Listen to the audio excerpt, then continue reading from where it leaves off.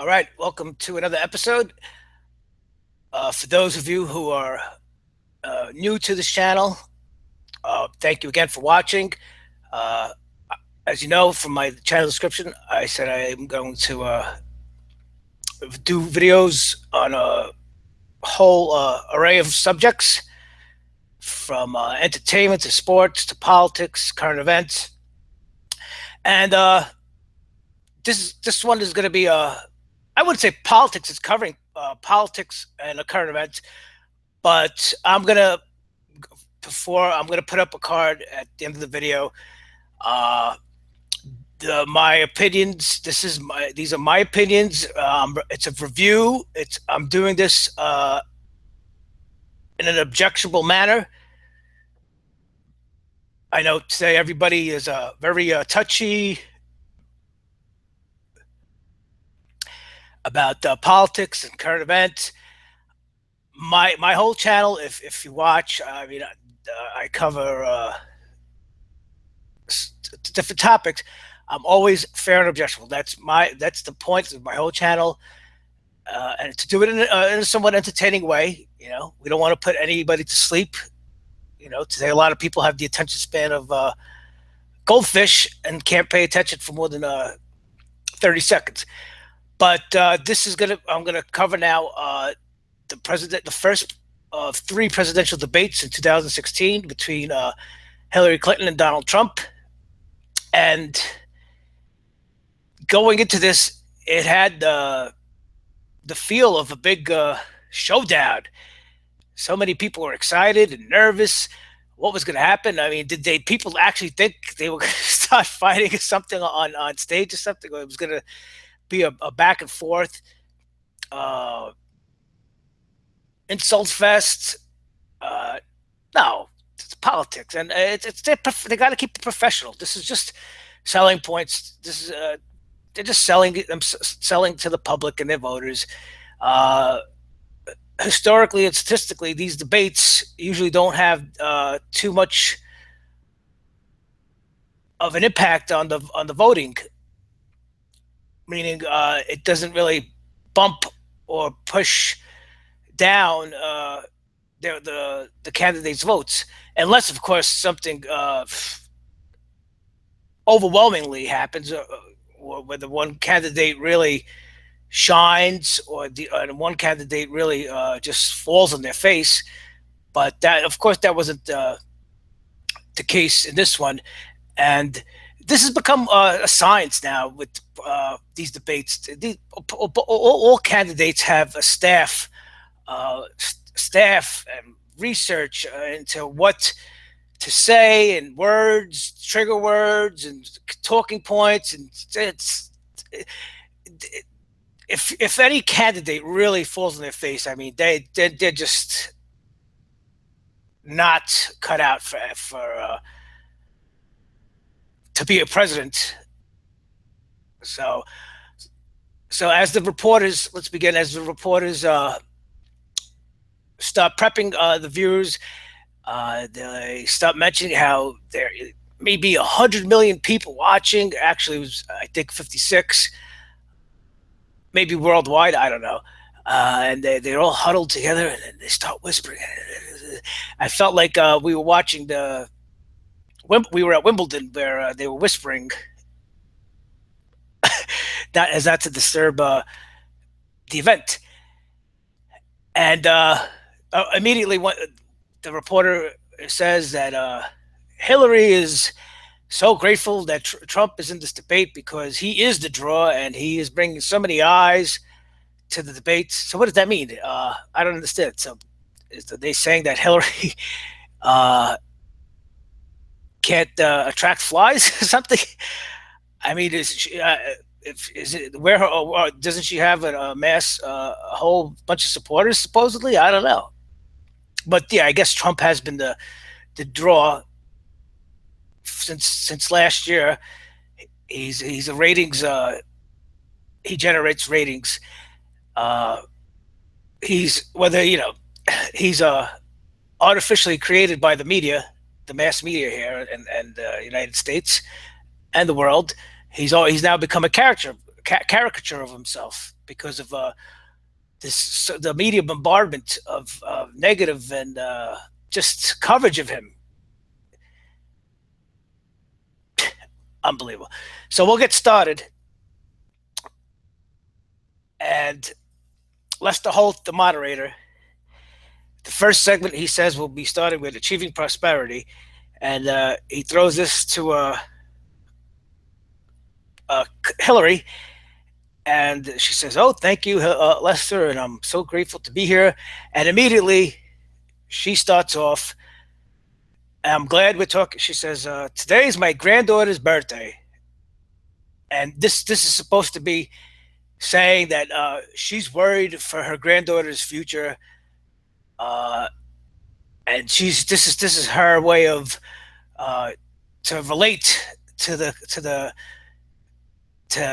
average Joe Lunchpail and Jane, that she's one of the small people, and she has worries about her future generations.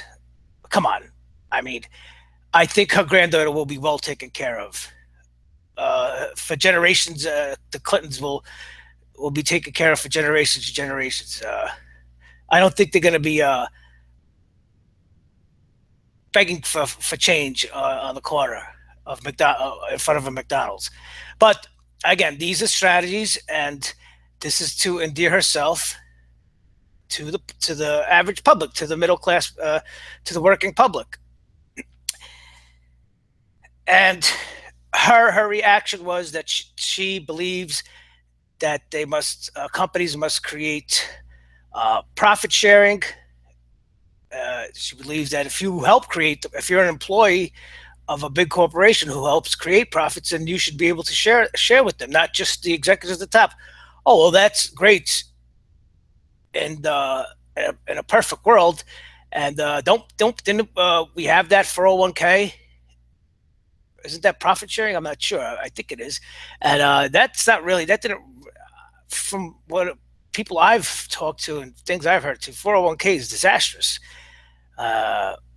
It's a lot of people have lost their 401k. That money gets invested by companies in the stock market. A lot of people have had bad experiences with 401k. But so she wants to see profit sharing, and she wants to have a balanced family and work. And she keeps relating to the common folk who live paycheck to paycheck, day to day. And she talks about sick days and affordable childcare and debt-free college. Yeah, again, it's the company's, it's the employer's prerogative of how many sick days they have. There are laws that companies must provide a certain amount of sick days.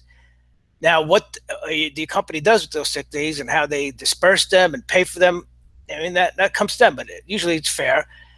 And she wants to close corporate loopholes. So she's, again, following the pattern. She was trying to be and represent the little folk battling the wealthy companies, hence Donald Trump. Well, we'll talk about that. So then Lester directs this at Trump, and Trump makes good points. A lot of the jobs are leaving the country. A lot of big corporations have left the United States. Look at Detroit. The automotive capital of the world at one point in America. It drove the economy in the United States, in Detroit, and the steel company in Pittsburgh, and these are industries that drove America to great heights of prosperity, and not so much anymore. Everything's getting, everybody's leaving, and all these jobs are getting outsourced to China and India. I mean, if you ever call your cable company or phone company, you get someone who has a heavy accent, and there's nothing wrong with that, but these jobs are getting outsourced to foreign countries. Now, that's okay, but listen, that's one less job that an American could have. And it's not bad, or it's not terrible to say that. A lot of people, they're getting misled. Is it this? If you live in America, that's your mom could be working for a company, answering phones and uh, helping customers out, troubleshoot their problems. That some people they've made a good living doing that. They survived. They get the benefits, medical benefits, doing that. And now these are jobs that a lot that they don't have the opportunity to get. So when Trump says these things, he's not being racist or anti-immigrant. Oh, these are just bad, horrible talking points, and this is the propaganda. And it's not just because he wants to get wealthy. He's listen. He Trump is gonna stay wealthy and be wealthy and keep getting richer, whether he's the president or not. Okay, he got this way. He got rich from the last 35 years without being the president, a presidential candidate, and he will continue to be wealthy. So stop listening to all these things that he's only interested for himself or his friends on Wall Street. He makes good points. Yes, Hillary makes good points too on paper, but these are things that don't work. And he wants, and now Trump goes on to explain he wants to reduce taxes from 35 to 15% for companies, small and big businesses, and that's going to create jobs. And now he references Ronald Reagan. Ronald Reagan in the 80s, he was the president from 1980 to 1988. He did this, and it was called trickle down economics. What this does is it reduces taxes for businesses to give them the incentive to stay where they could their lower taxes could create more profit for their companies and businesses, and they could be more prosperous and create more. Listen, if people who don't who disparage the wealthy create a lot of jobs. They create jobs. People hate corporate companies, big corporate companies. Yeah, but they create jobs. Take any big company. I don't know. Put a big corporation here. Look at all the jobs they create.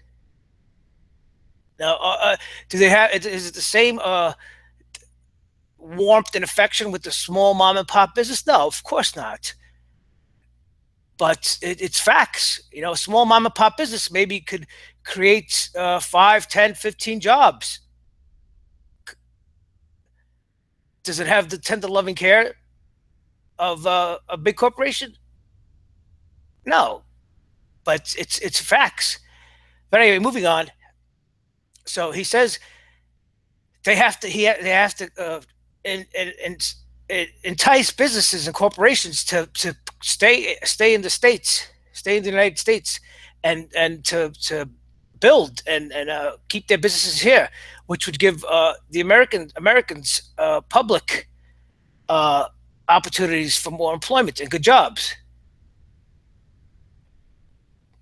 And he talks about renegotiating the trade deals, which have had a hand in outsourcing these jobs and having companies benefit from going overseas.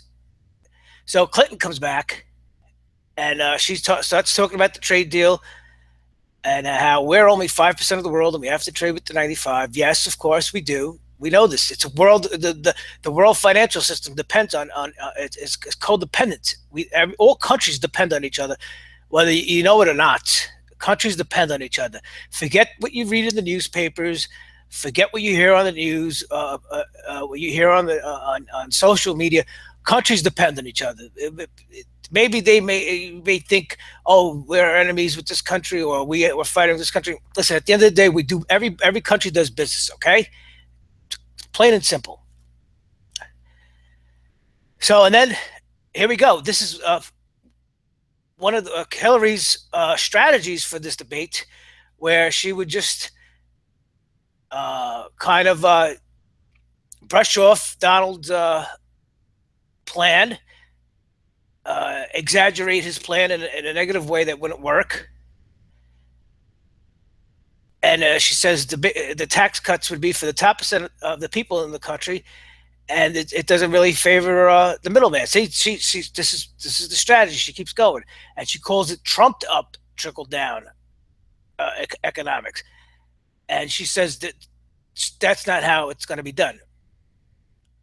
And again, it's not only about creating jobs; it's about the quality of jobs. Listen, you the president now, Obama, he boasts about how many jobs he's created in the last few years, but what kind of jobs are they? Part-time jobs?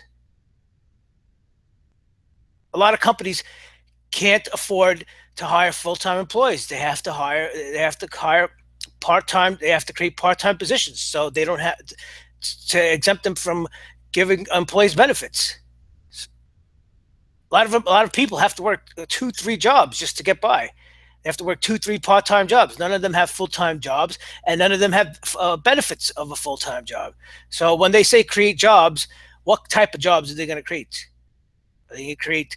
You're going to create a part-time job where you work 10 to 12 hours a week at one job. That's okay. That's a job, but can you live off of that? No. So here she goes. She goes back to playing the common folk versus the big bad corporate. She says, "Oh, well, Donald's been very fortunate in his life.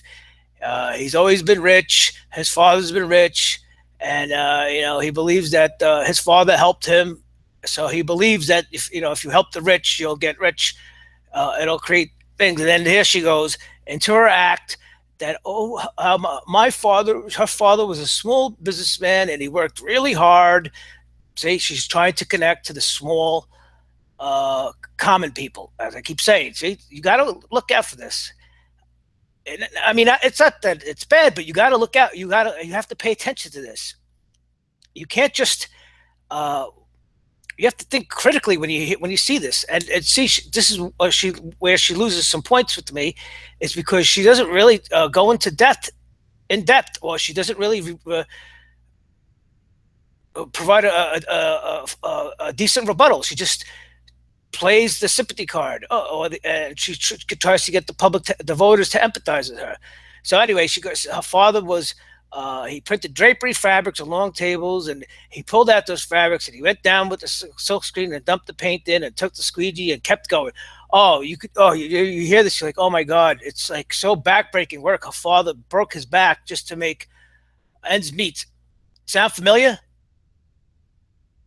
Hillary hasn't related to the common folk for 40 years, okay? So please, okay? And now listen, again, I said I was going to be fair and balanced, and I will be, but I'm just going to have to point out some BS over here, okay, and show you how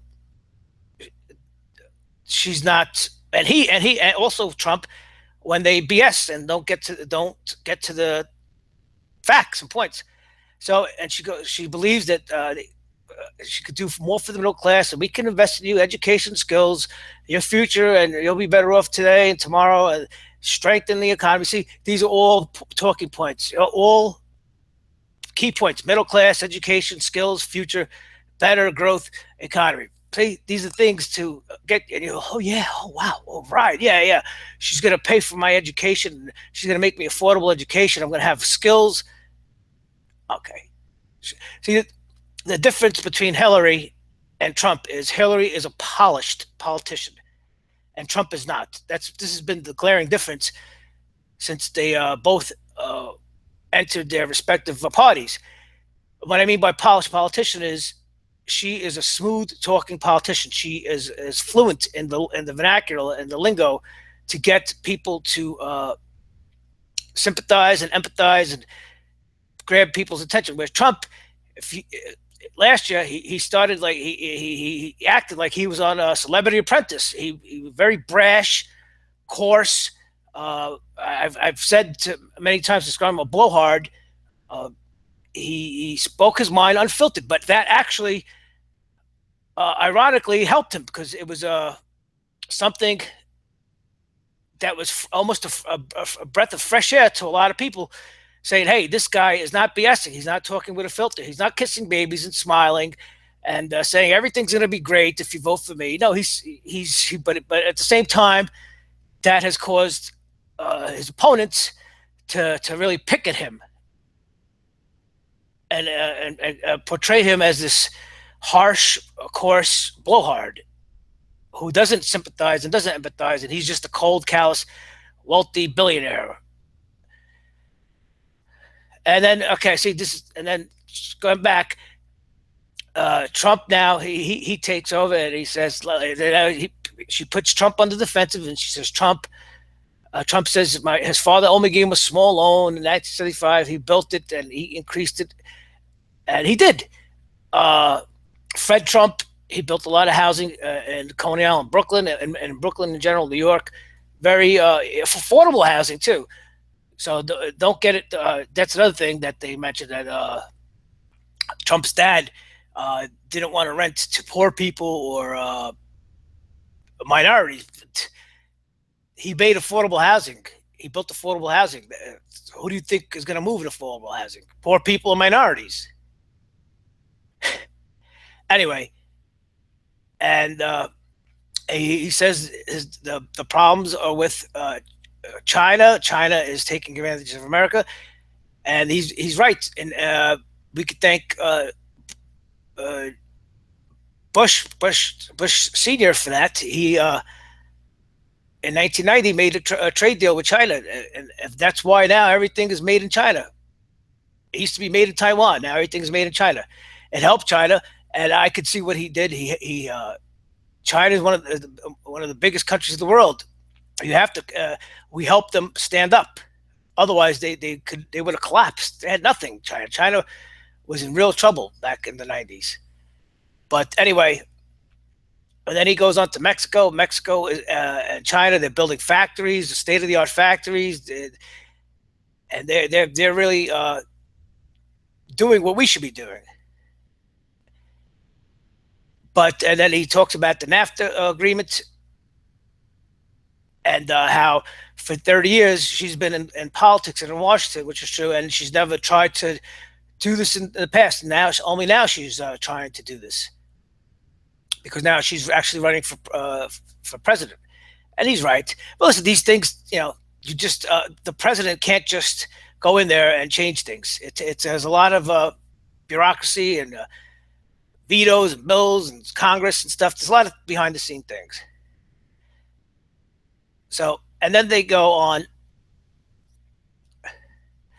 Clinton goes on to say that 8 years ago they had the worst financial crisis since the Depression, and here she goes again. She throws a dig in at Trump, saying that he back in 2006 said, "Gee," she quotes him saying, "Gee, I hope it does collapse because then I could go in and buy some and make some money."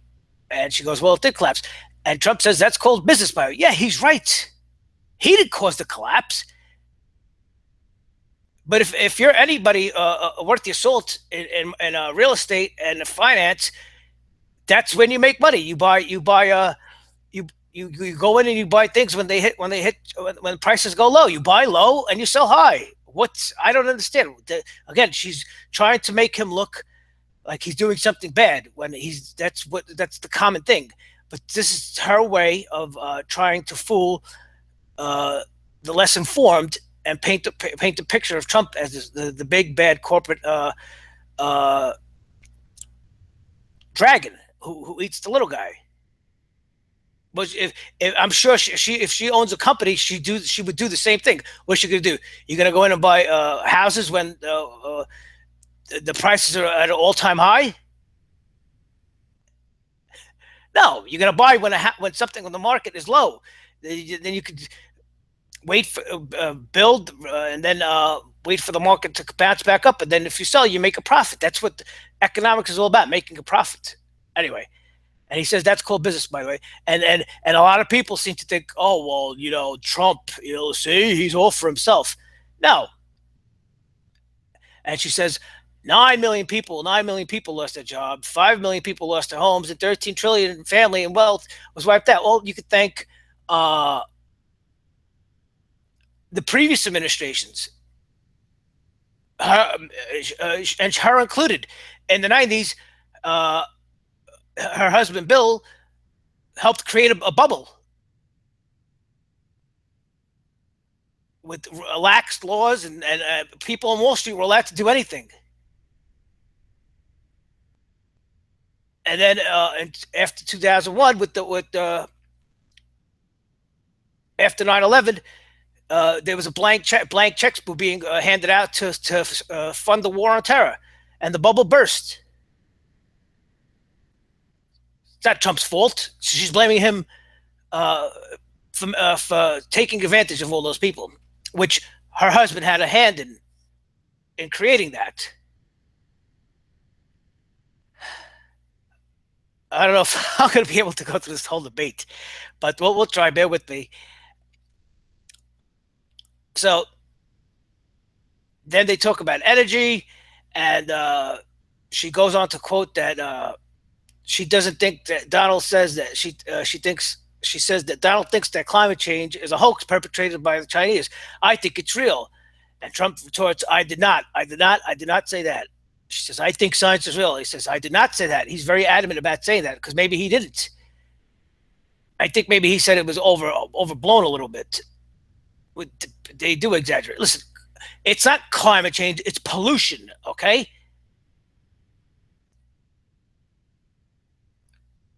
People don't talk about that. The pollution, the deforestation, that's climate change. And who does that? They'll have you think it's because you're running your air conditioner, or you drive to work. You're creating, or you eat a hamburger because cattle create methane.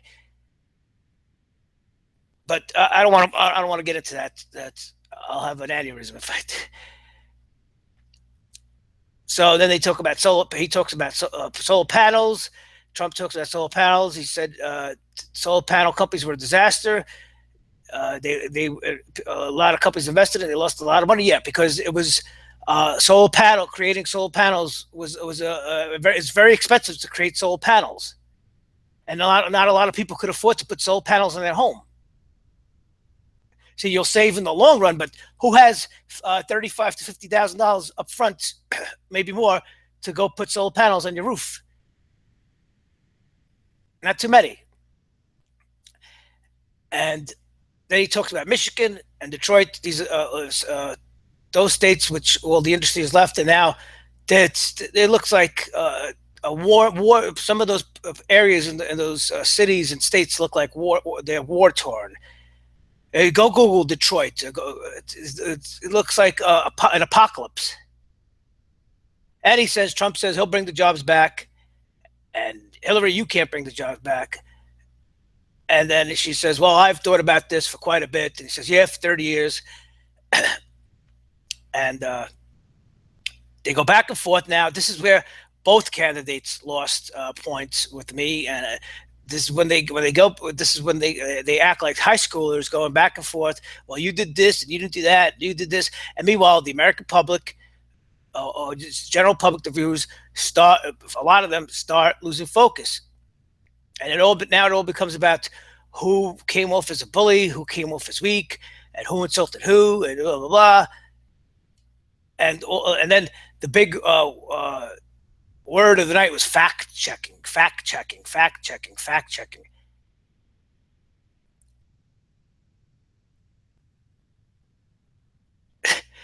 Like people at a lot, like the majority of the people watching actually have the capacity to go and research uh, all these issues. Not a lot of them. A few, maybe a few, 10, 15, 20%. Most of them are just going, oh, Hillary, oh, Donald, I hate him, I hate him. And that's what happens. So then they just keep throwing barbs about NAFTA. Trump says it was a single worst deal, that her and her party supported it, and Hillary says she thinks on the contrary. and that she actually increased American exports globally 30% and increased them to 50%. So she really knows how to get jobs and experts. And then Lester Holt gives it back to Trump. And again, he hasn't done it. She says, why haven't you improved, thought about these things? And I've been senator, but you haven't done it. And I've been secretary of state. Yeah, she's done a lot. And then he says, your husband signed NAFTA, which is one of the worst things that ever happened to the manufacturing industry. She goes, well, that's your opinion. That's your opinion, Donald. And I'm sure people watching at home say, yeah, go get her, yeah, go screw Donald, yeah. And then the new one that Obama pushed was the TPP, Trans-Pacific Partnership Trade, and she's part of that. And a lot of people say that's the end of that was the end of America as we once knew it. But don't say, when Donald Trump says "Make America Great Again," he's being racist. They want to tell you, I don't know what that means. Make America great again. What do you mean? And then they say America was never great. Why? Why would you say that America was never great? The United States at one point has created more wealth and prosperity than the world has ever seen. We are the battery. The United States has been the battery of the world. We're the biggest exporters and importers in the world. We have a big consumership. The world relies on American consumership, and in the past, the world's relied on American innovation. We've always been at the very front of innovation, but again, it's this has been the dividing point. When you have Trump is saying we need to help America, we need to help our own, and then you have the other side, Hillary, who says, oh, not only should we help our own, but we have to help everyone else. Well, okay. I don't know. You figure it out. I'm not going to go into that. So then there's more. It's Obama's fault. It's your fault. It's my fault. You don't have a plan. Blah, blah, blah. And they just started. I really don't. I really start fuming when I hear this. And then Hillary plugs her book that she wrote a book. It's called Strong Together, which has been her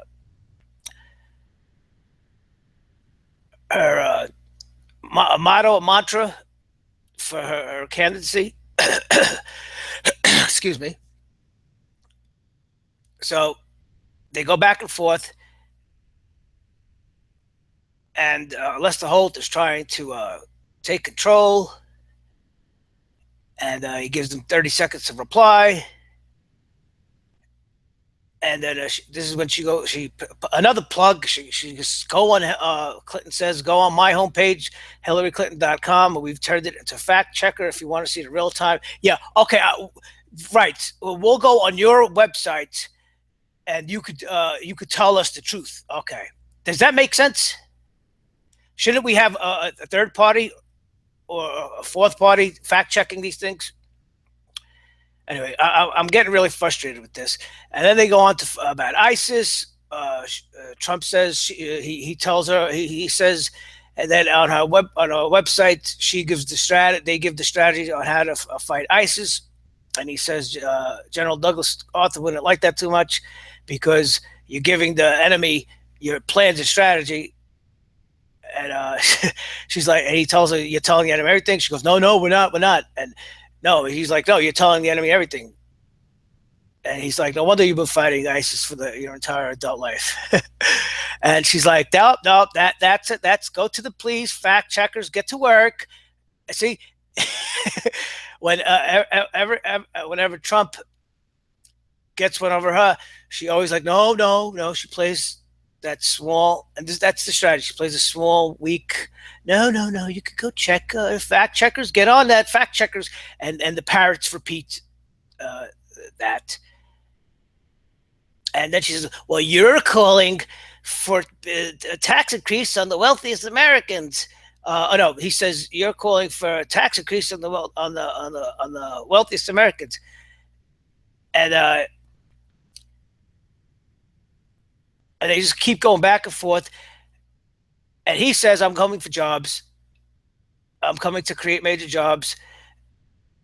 And the wealthy are going to create tremendous jobs, which is what I said in the before. The wealthy create the jobs. He's right.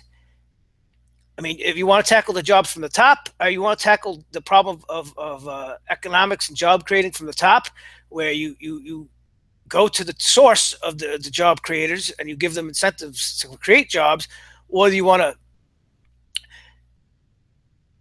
help the little people to stay in business?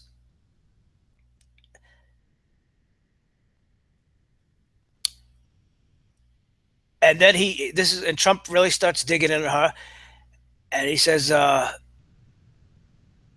he starts talking about the depth of the United States debt. We're 20 trillion in debt, and we're bleeding money. The country's bleeding money. How far can we go? And now, how many people actually reflect on that? If you go to Times Square, it keeps the count. It keeps going, and the average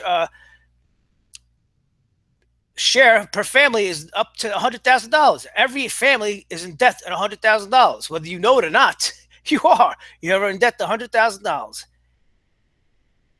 because that's how the financial economics work. You are collateral. You are worth 100. You are in debt to the United States government $100,000, or at least they're valuing you at $100,000 that they're going to pay off that debt with. And he says there's a lot of money that could be brought in that's being kept outside of the country by corporations and jobs and stuff like that. And he says he thinks it's about 5-6 trillion that he could bring to the country, and it could really help boost the economy. And he says with a little with a little leadership, we could get it here quickly, and it could be put to use on the inner city and lots of other things, and it would be beautiful. But he says we have no leadership, and honestly, that starts with Secretary Clinton. Ooh, and then he Lester Holt back to save, and she says, "Oh, I have a feeling that by the end of this evening, I'm going to be blamed for everything that's ever happened." And Trump says, "Why not?" And I thought that was funny, and the audience cheers. Yeah, why not? Yeah, why not? See, why not? Yeah, why not? Trump hasn't been a politician. He hasn't been in Washington. Hillary has for the last 30 years. So yeah, why not? But they'll want you to believe that Trump is the cause of all the problems. I mean, come on. Listen, I'm just saying. I'm being fair. I'm telling you what I'm reading here, and Hillary has been in Washington for the last 30 years. She's been in the White House for 20, almost 22 out of those 30 years. She has been in the White House. She's been the First Lady. She's been Secretary of State. Secretary of State is the #3 position. President, Vice President, and then Secretary of State. But we'll keep it moving on. And then Trump talks about being in a bubble, and they really started to lose me a little bit. And the IRS, then Hillary talks about how Trump hasn't paid federal taxes. And he's like, I'm smart. Yeah. He didn't break any laws by not paying federal taxes. A lot of people, if you have a good accountant, you find a way to pay the least taxes possible. She's acting like how much taxes does she pay? How much? What do you think those her charity and her foundations are for? It's a write-off. That's that a bad thing? No, it's a smart thing. A lot of if you're wealthy, you donate to charity, and you can write it off. Write it off. But this is all to fool the uninformed public, the uninformed viewers, and the uninformed voters. Say, see, he's all for himself. He hasn't paid federal taxes. And Trump comes back with his thing saying, yeah, if I paid, it would have probably got squandered too.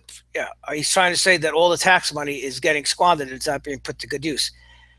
But they go back and forth, and towards the end, I mean, uh, up to this point, I think Trump was winning on points, but then towards the end, Hillary. The last 15 minutes, Hillary decided to make this debate a high school argument. She starts bringing up things that Trump said 20 years ago on the Howard Stern show, that he calls women pigs.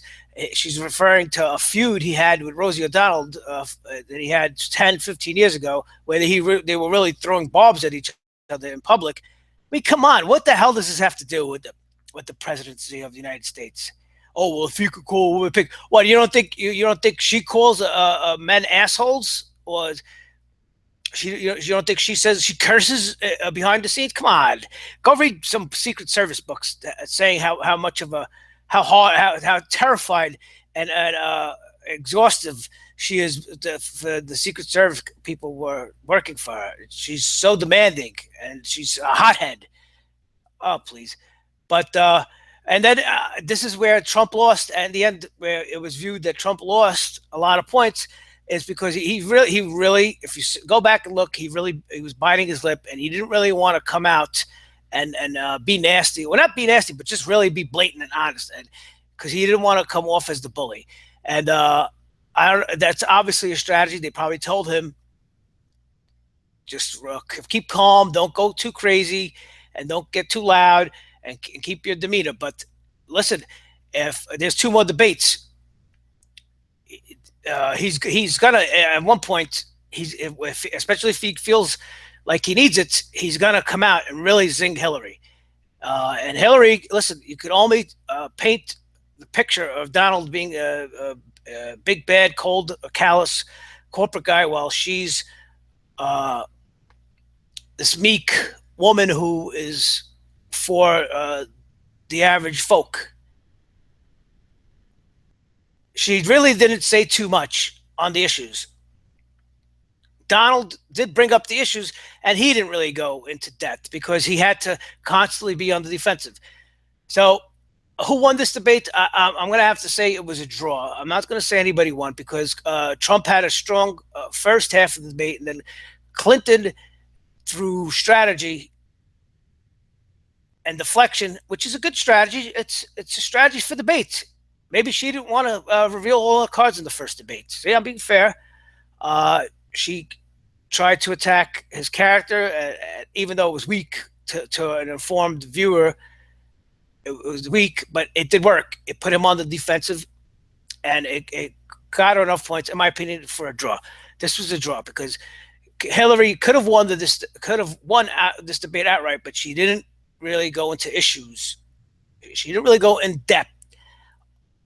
The hard crunching numbers and hard crunching facts of her policies. She just tried to portray herself as a small, meek person, and tried to get the voters to the majority of voters to empathize with her.